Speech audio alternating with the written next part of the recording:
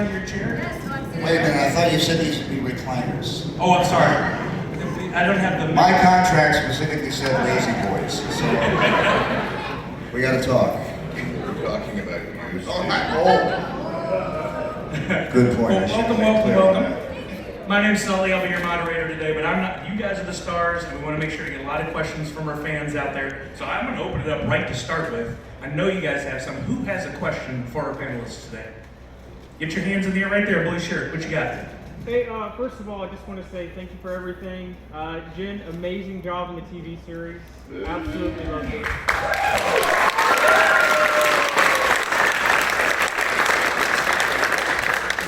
My question would go to you, Steve. What game would you say had the best time recording or the most emotional impact on you? Yeah, it's easy. Halo 4, and mainly because it's the first time I got to record with this woman in the flesh, in person. We recorded. In fact, Jen and I had never even met until a few months before we started recording it, and the storyline was particularly impactful to me. And it followed closely by Halo Infinite, to be honest with you, because I thought the overall everything about that game I thought came together in a really wonderful way. So those were my two favorites for sure. Thank you. By the way, this is the very first time the three of us have ever appeared together anywhere for any reason.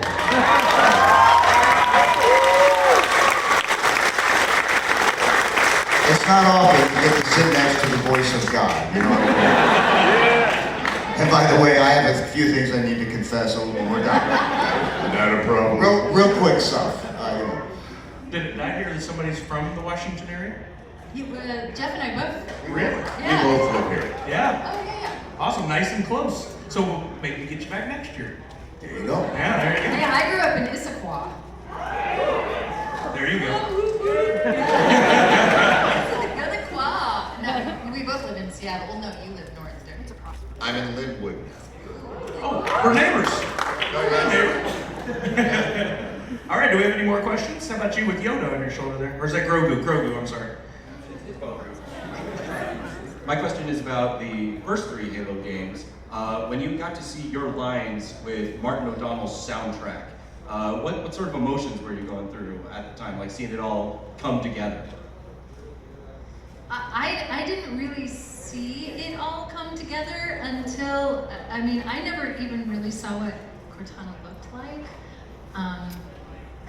Like I didn't, because I was terrible at playing the game. I tried, and it was just terrible.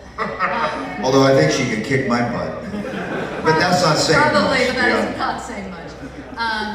And so I didn't get to see much of Cortana until actually the release party for Halo 3. And I watched a whole bunch of videos of it that they were showing them, and I was like, oh, she's awesome. So it wasn't really until then. I already knew Marty was talented, but most of my experience with Marty was him in the booth directing us, because he directed us all. I'm assuming he directed you, Jeff. I don't actually know. I can't speak. He was around. No. On But he was occasion. impressive, for sure. Yeah. All right, anybody else out there with a question? How about Master Chief in the back? Were you raising your hand or just pointing the gun? I don't... Both, all right. Outside of Halo, do you have a particular project, whether that's a game or TV show you particularly enjoyed working on? Not in terms of games. I mean, once you've been to Halo, no offense to all the other games out there, but and TV shows. I'm currently watching. I haven't worked on any TV shows. Yeah, but what are you watching? I'm watching For All Mankind on Apple TV, third season, which I love, and another one that I'm struggling to remember the name of. I'll think of it. I had a lot of fun working on Left 4 Dead because I like zombie movies, and so and I'm also watching Station 11. Oh my god, that's what I'm. Actually, excuse me, the TV show that I'm focused on and right now is Game of Thrones, mainly because sitting there in the back, and I refreshed the character. Daenerys. Yes, Daenerys. it's here. So all of a sudden it's Game of Thrones, right? You look just like her. I love working on Broadway in Inherit the Wind with Christopher Plummer and Brian Dennehy. That was it was very, very cool. But I got to tell you, one of my favorite experiences was with Jen when she and I did Pygmalion together in Seattle, and she played Eliza Doolittle, and she was phenomenal. She was so good that when we first had our dress parade where everybody comes out in their makeup and costumes, I didn't know who she was. And I'd known her at that point for years. So, yeah, it was... Jeff has directed me in a few shows, actually, so we have another Connection. Connection. Yeah. That is great. Nice. Well, gentleman in the gray hoodie there. What landed you guys roles in video games? I don't imagine you started your career trying to get in as voice actors in video games. That's true, because if I did, I would have been auditioning for Pong. You think the Chief didn't have a lot of dialogue. Pong was pretty slim. I can't speak for Steve, but in Seattle, the reason that I got involved in video games is because that's what was happening here.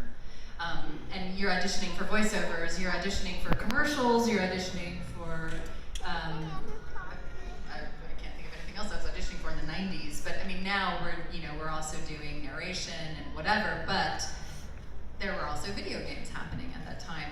And what they were looking for were people who could do voiceovers who were actually actors. And I know that sounds silly, but back in the 90s, if you were in radio, or if you were on the air, you were generally an announcer. And so to find actors who could also do voiceover work back in the 90s in Seattle was sort of weird. So they were looking for that, and we just got lucky. Happened to stumble into it, myself, and that's... No, absolutely. That's exactly right. I mean, and also, people don't always understand exactly what an actor's life is like. They'll say, why did that actor take that role? It's like, well, Because it was offered. Seriously. I mean, it's not like we pick and choose and sit there eating bonbons in our parking lot. Yes. Oh, I guess maybe Well, some of us somebody do. might. What's my inspiration? No, I've had a lot of people ask me, like, why aren't you doing more video games? I'm like, Exactly. bring them. Bring it. I'd love to do more video games. Absolutely. I mean, there was a period of time they were doing these wonderful video games for kids. Did you do Pajama Sam or I did a lot Spy Fox? No, I did a lot of games for kids, though. We a did lot those. Yeah. And then they did Played a lot other of things Fish. for Microsoft. And then one day it was just, got a call for an audition, and it was this. So, you just never know. Actor friend of mine said once, never get out of line, which the implication is you just never know, if lightning is going to strike. The only time you can guarantee that it won't strike is if you're not outside. So get outside, stay involved, keep your head in the game, get out there and try. And sometimes you get lucky, and sometimes a halo comes along and it changes your life. So that's kind of what happened. Nice. Anybody else with a question? How about you, sir? What was all of your guys' favorite lines from the new Halo? Oh, that's hard. I think my favorite game is, this cave is not a natural formation.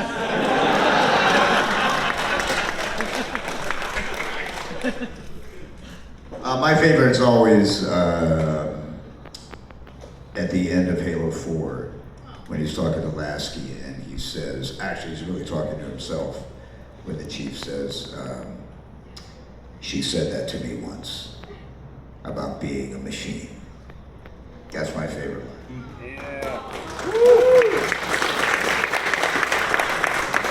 I have no emotional line. Triple kill! Indeed. But probably my favorite line that I actually recorded that did not go into the game was supposed to happen happened when you shot one of your own teammates. Some of you may remember that a former vice president shot a friend when he was out hunting in the face, and the guys at Halo thought, oh, this will be great. You know, when you do that to your team, we'll hear Jeff go, Shady Mania.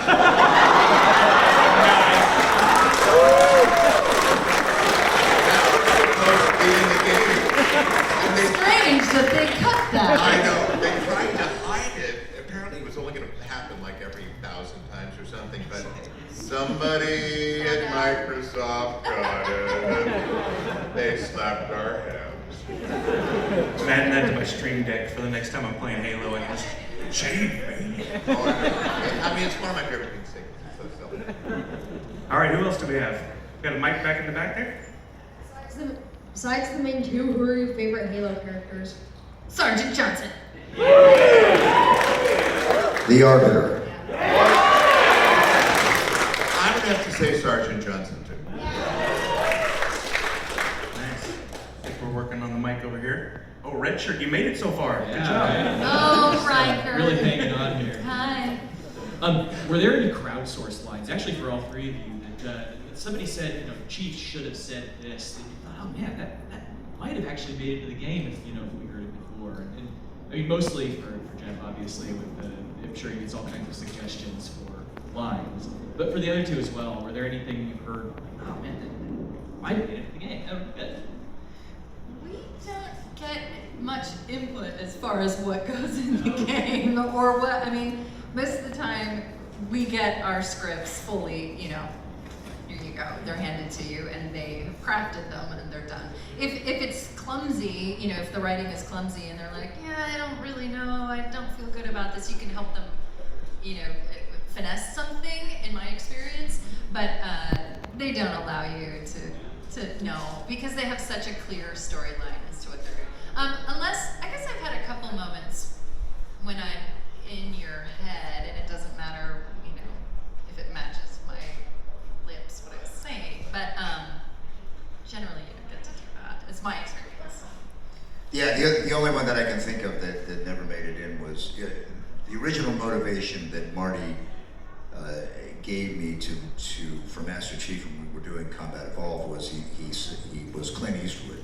And he said, think of Clint Eastwood when Clint was doing the spaghetti westerns for a few dollars more, and he didn't say much. He was kind of that kind of character, but when he did, somebody usually died. So he said that's where I came from in sort of the initial readings for the game. Later on, in the scene where Master Chief finally puts an end to Guilty Spark, we ad-libbed a little bit, and I brought back that Clint Eastwood line from Dirty Harry, when he's got the bad guy cornered in the coffee shop, and after a big gun battle and everything, and he points the gun at the guy and he says, well, in all the confusion, I can't quite remember, was that 5 shots or was it 6? Well, you feel lucky, punk.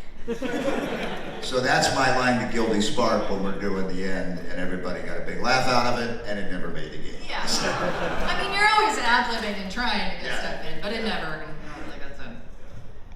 Yeah, I mean, Jed's quite right that we are given, you know, piles and piles of copy, paper, lines to say, and what may occasionally happen is you may deliver something in such a way that they go, oh, and then they'll want to rip on that, but they do the writing. The only other thing that happens to me, I suspect it doesn't happen to YouTube, but at the end of recording whatever it is they've got to record for the game, then they'll say things like, oh, would you say, you know, such and such for one of the producers that... My mom really loves you. Can you tell her to triple kill the lasagna? Stuff like that. They really will. They'll come up with really silly lines. Yeah, and then they'll sit and they'll laugh. I don't get that many of those. Not many of those requests.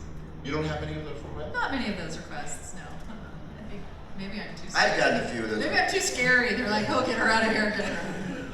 I remember I'm kidding. I did a narration it was for medical, some kind of medical thing that had a whole bunch of words I couldn't pronounce. And I remember the session took a very long time. And when we were done, that's when the guy said, look, we're kind of a fan of Halo. So, could you tell our friend you need a weapon? And so I think it was the only reason I got the gig. Because I literally could not pronounce half the words that were put in front of me. So all these medical terms. I think we get the mic with somebody there, third row. Is there a hobby or non-voiceover activity that informs voice acting, or acting, like reading, or just taking a walk? Anything that helps with character building? Reading helps a lot, I think. Anything to do with voiceover, the more you are able to, read fluently and fluidly, I think the better off you're going to be as a voiceover actor. A lot of people are not good at reading, and I think that really is hard then for them, But informing character. Well, acting. Yeah, that's it.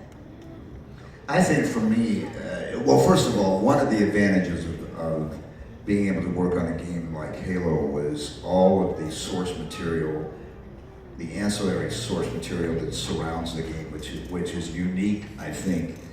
I don't know if it's totally unique, but it's pretty unique to Halo in terms of the books and the comic books and all this backstory that you could tap into that I'm pretty sure doesn't exist in most other video games.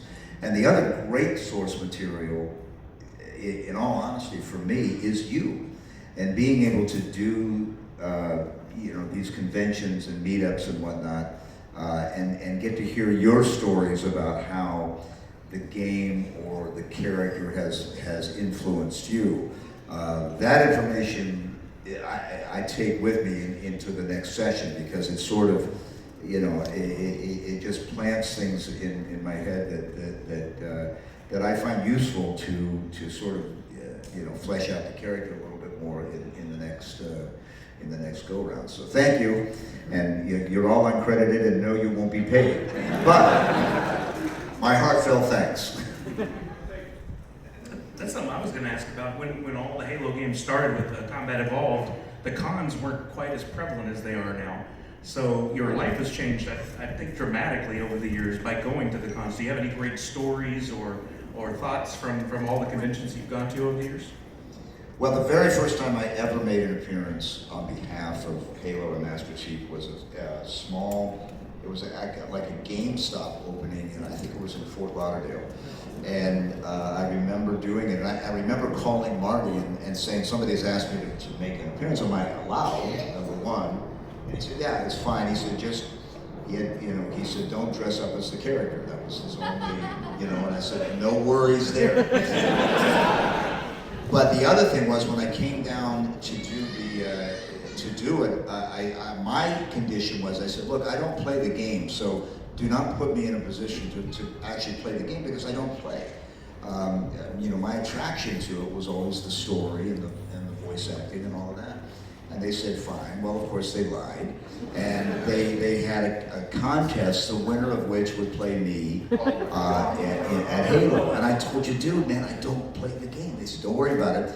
We have what would pass then. I don't think they actually had pro players back then, but what would have been a professional Halo player was going to literally be behind the screen with an active controller.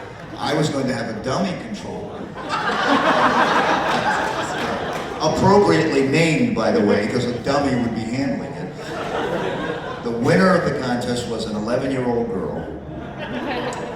And so we get ready to play the game, and she cleans not only my clock, but the pro player who was behind the screen. It literally lasted about 15 seconds.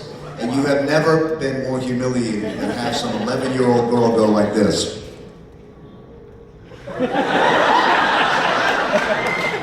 Your Master Chief. Wow. The only consolation was, and I found this out not more than a couple of years ago, that the girl ended up actually being a professional Halo player and won like a ton of money. Nice. So at least I was beat by somebody who was actually, really good. But yeah, that's a true story. She's probably told a lot of people that story now. Yeah. Boy, the guy was a chump. He couldn't. How about you, Jeff? Any stories from the guys? This is my first convention, so.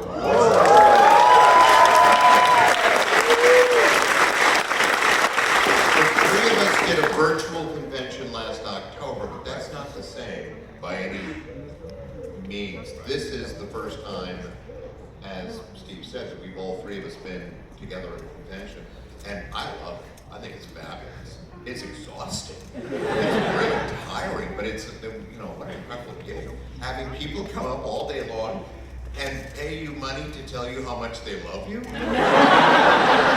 Where has this job been? Most of my life has been, reviewers telling me how dreadful I am. So this is very, very nice. I love it. It's been great. And all the people I've met today have been so. One of the weird things is that over the course of 20 years, I have had very few occasions to meet any of the fans of the game. I get called every 4 years or so, and I'd go in and I'd record, maybe a couple of times, and then the game would come out, and that would kind of be it until the next game came out. And because people don't tend to know what I look like, they only know a voice that I use. It's not like I go to the store and I go, can I get change? Maybe if You ought to try it though. maybe if I'm really desperate and suffering low esteem, but normally I don't. And so, it's only in recent years that people sort of got to know me a little bit more, and things like this, it's amazing. I have a very clear memory. I hope you remember this, Jeff. This was in 2002. Jeff and I were doing a Let me just play. say, were we in an elevator? Yes, we were! Jeff and I are doing a play, and we're going to one of the actors' houses, one of the actors' rooms after to have pizza and watch a movie or something. And we're in the elevator going up, and you had met these guys in the lobby as we were getting into the elevator, and I ran in late, and he was like, yeah, I'm that guy, and this is Cortana! and the guys were like, what? You could see, they had played Halo, and they were Halo fans, and somehow you had started that conversation, but that didn't, really clue, the fact that we could be the people who played the characters just did not make any sense to them. And they were looking at us so strangely, and then our friend Andrew was like, yeah, and I did the motion capture for Godzilla, and they had no interest in him whatsoever. It was very, very funny. Actors are very, very sad. I think that's clear. No. Did the mic get passed to somebody else in the audience? Oh, there we are, over there. Hi. Was there a moment or a game where you knew that you were voicing a love story? And did that change the way that you breathe life into your characters, especially you, Jeff? You're waiting for me to answer this question. If I think of it as a love story, it's, I don't want to put my experience of this on anybody else and on their experience. And if that's what it is to you, then I celebrate that. This to me is almost a platonic love story. And I know that that's not going to make sense to a lot of fans, but they are almost like siblings. And yet there is some sort of romance, but it's also like they're war buddies. It's everything. So, I think in 3, I started to realize, this is an emotional connection beyond this fun, silly, that this is a war story. These are about people who are tied so closely together because they are saving each other's lives over and over and over again, and that bond is incredibly intimate. So probably 3, but I try not to think about it as a romance. But I don't want that to flavor anybody else's experience of it. But I have to try to think about it slightly differently. And in reality, really, they do come from the same mama. mother. you know, in a sense. I mean, certainly Cortana does, you know, is a direct digital offspring of Halsey. And what Master Chief, you know, Master Chief, Got some mama issues. he got some serious mama issues. So in essence, they are, you know, brother and sister in that way. And I think, you know, the love story part of it is probably more like what Jen said. It's that, you know, it's either the love of a brother and sister and or of two characters who have a shared trauma. And I think that is, and yeah, right about 3, and then certainly with Halo 4, that was really explored in a much more in-depth way. Great question. Thank you. Did we have somebody else that had a question out there? Right here in the front. Oh, okay, right there. So this question is for Jen. What was it like for you when Microsoft said, we want to put you on every Microsoft computer that we have? What's it like since then to just be everywhere? I don't know. Am I anymore? I feel like they're sort of getting rid of it at this point. No, I'm still everywhere. Okay. I'm sorry. No, I wish you don't get paid that way. That would be nice. But no, I found out that they were doing it and that they had codenamed it Cortana as like a cute thing. Like it wasn't going to be me. It was just what they had codenamed it. And my friend works at Microsoft, and we were having dinner one night, and he has nothing to do with this part of Microsoft apparently. But I said, wouldn't it be funny if I played Cortana? And he was like, oh my God. And he called his boss, who called his boss, and I don't know if that was really where it came from, but it was sort of a joke originally. I was joking around with my friend. Again, I don't know if he had nothing to do with it, and it all just was symbiotic and happened at the same time. But I don't know. I don't think about me being everywhere. I don't hear it very much. So sorry if I'm haunting you. What'd you say? Yeah. Okay. Or Siri. Okay. Yeah. 12 phones. Yeah, it was an interesting experience to do it. It took a lot of hard work. And talk about sight reading. I feel like I became a master sight reader. The work that I could, when I got into the groove, the work that I could get done in a short amount of time was pretty staggering to me, frankly. So that was a skill that I had fun developing. But I'm not doing it anymore, so I'm not recording any more new stuff. So yeah, but it was interesting for sure. Yeah. We have another question right there in the front. So, like, hearing that you guys are just like hired in, and you know, you didn't know exactly how to figure it. At what point did you realize that you had like the ball that you had like made like and were on the scene? Like, when did it hit you? Like when did you find out? Like, how long was it? Like, all of a sudden you're amazing, or what was that? When was the aha moment? So to say. Well, Jen's heard this story more times than she cares to. No, I want to hear it again. Sure you do.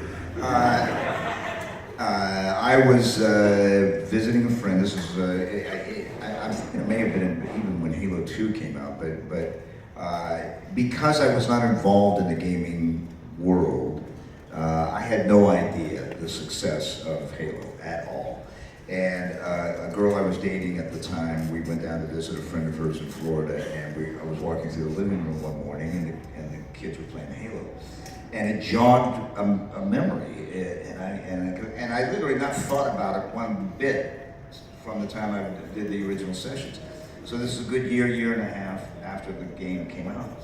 And I stopped and I said, you know, I think I voiced a character in that game you're playing. And the kids are like, what? Oh, who? I said, you know, I can't remember who it was, but I said, I think he was, you know, the main guy in the game. And they said, Master Chief, and I was like, yeah, it was Master Chief. So within a half an hour, every single kid in the neighborhood is at the front door with an Xbox or a copy of the game wanting me to sign it. And it was literally a what? And it just exploded. You know, my world took a turn that I would never have imagined in 1,000 years. I think that was technically your first convention. It was, yeah, I guess it was. It was, yeah, in this kid's living room. You know? Jeff, was it that elevator moment? No. Actually, I think when I realized something was going on, I believe, doing the work on the second game. And I'd gone in, I walked into the booth, like about the size of a telephone booth with a little glass partition. And on the other side was Jay Wineland, who was my sound engineer, and I think a writer, and they said, oh, by the way, somebody may be dropping by and they might want to watch you record. And I was like, oh, okay, fine, sure. So, you know, I would be looking at the page and I'd read all the way down, red teeth, blue, blue. And then at one point I looked up and suddenly on the other side of the window, there were like 20 people crammed into that little tiny room. And directly in front of me was Hayden Christensen. And it was like, oh, Jeff, can we stop? And we chatted a little bit. They didn't let me out of the booth. They weren't gonna let me get too far away because they knew I'd run. But no, and I went, oh, because the first game was almost entirely Seattle voice talent, if I'm not mistaken. Yeah. So people like Keith David and Peter Dinklage, they all showed up in game 2 because it was Peter such a big... Dinklage was in game 2? I think so, or 3 maybe. He was in something. He was in Destiny. No, I think he was also in... Really? I believe so, yeah. I think so. Yeah. Fun fact. But it was one of those, you suddenly realize it's like, oh, they can get celebrities and they're going after them. So it's like, oh, okay, that's interesting. That and when I think the third game came out and made $175 million its first day in the United States alone, and I suddenly went, wait a minute, where's my chunk of that? Like Jen says, we get paid for, a fee, basically. It's like no royalties at that point. They've changed it since. They have? Not in Halo, but for video games, yeah. We don't get royalties, but... No, we don't. What did we do? No, we don't. Yeah. I'm sorry. No, you're doing fine. You're doing great. All right, well, thank you all for joining here, and I'm pretty sure everybody here feels the same way when they appreciate you and all of each of your hard work and all the Halo games and everything. So thank you so much for that. My question for all of you, I know these cons are they're awesome, and half of it is basically people dressing up as whatever they want.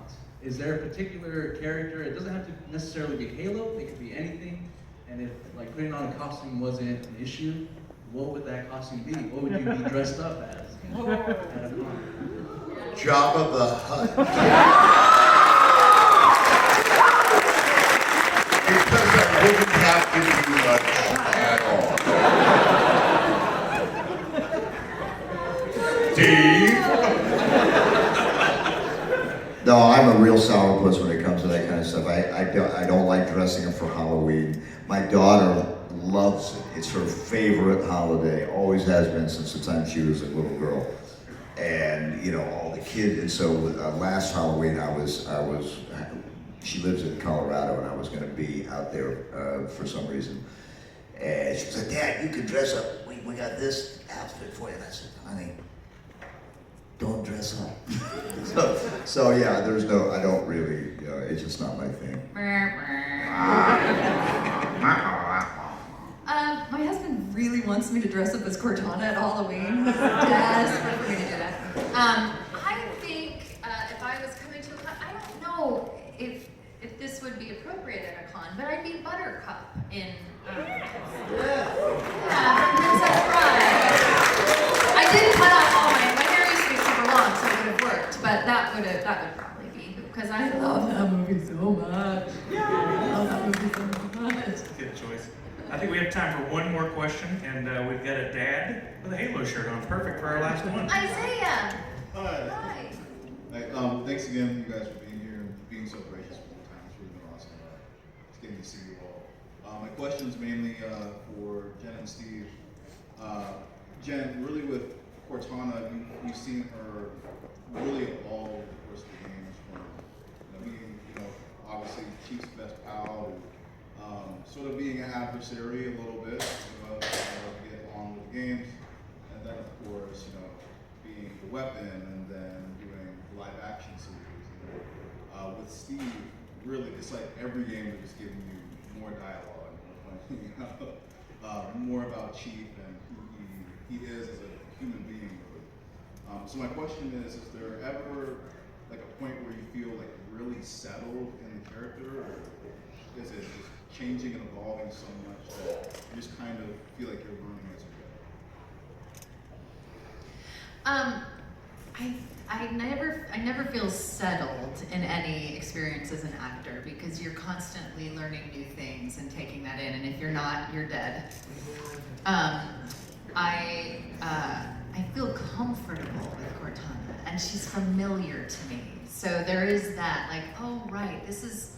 But I have to, before I do any new game, I go back and listen to what I did before to remind myself to get back in that world. But I wouldn't say settled, but I do feel she is familiar and dearly loved. I love her so much. So I have that. But yeah, I never feel like, oh yeah, I got this. That isn't an experience. Well, like I said, that's the kiss of death. As soon as Then you. people will be like, no, you No, don't. you don't. And I would echo that. I never feel, settled with him. In fact, I feel like it becomes more of a challenge, not less, because There's so much history behind yeah, you. right. And so, the struggle with the Master Chief has always been, how he struggles with emotion because it was bred out of him, and that's one of the cool things about the TV show is they really take that idea to its ultimate extreme, which was that he was literally enhanced to eliminate an emotional impact, and then the Pablo Schreiber, there was a scene where he removes the thing that inhibits his ability to express emotion. So. It's never that graphic in the game, but the way I've always approached him is a guy who has emotions and doesn't really know how to let them out, and is in some ways afraid of them. And the Chief isn't afraid of much, but I think that's the one thing. So the struggle as an actor is how do you interpret that? And I always harken back. There was a guy remember the show Inside the Actors Studio? Oh yeah. It was really a show, I don't know if it's on anymore. And I can't remember the actor, but they were talking about playing a drunk. And he said the trick to playing a drunk is to act like you're not drunk. It's not, slurring the words and doing all that. It's because when you think about it, when you are drunk, all you're trying to do is pretend like you're not drunk. So I use that, in terms of, Master Chief in how to express an emotion that he really doesn't understand. So every iteration of the game has explored that concept a little bit further, and that's the challenge, and it's a fun challenge to, sort of have. It's much more fun to have that than it is, to approach a character and say, I got this, You get the lines, you get your voice in a certain place and you do it. That's boring. What's fun is to try to figure out how to get it out from the heart out to whatever you're supposed to be doing. Well, we're coming towards the end of our time together, but before we get out of here, do y'all have anything you'd like to share, projects you're working on currently, or just some thoughts about Halo and maybe your first con that you'd like to share with the audience? Projects. I don't have any projects really going on. I am very well, my project, such as it is I'm hoping to drive across country in mid-August and see everybody I've ever known on the way, and end up eventually in New York, where I may spend a couple of months because I've got agents there, and it would be interesting to see what we can drum up back there, just for a change of pace. That's all. And as far as I already said, I mean, being here at this convention has been such a kick. It's really been great, and I just hope I get to do a whole lot more of them because they're a lot of fun. And it's also really, I have to say, one of the great things about today is finding myself together with the two of these people because they're, so incredibly not only good at what they do in the game, but they're great, great people. Really great people.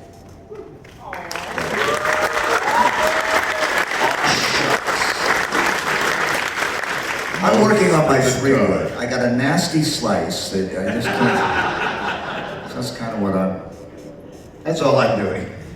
I'm gonna go back to Budapest at some point to film season 2. Woo!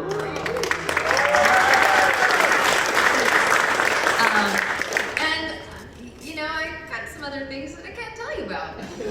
Sorry. All right, well then thank you so much for your time, and let's get a big round of applause for our guests. Thank you very much.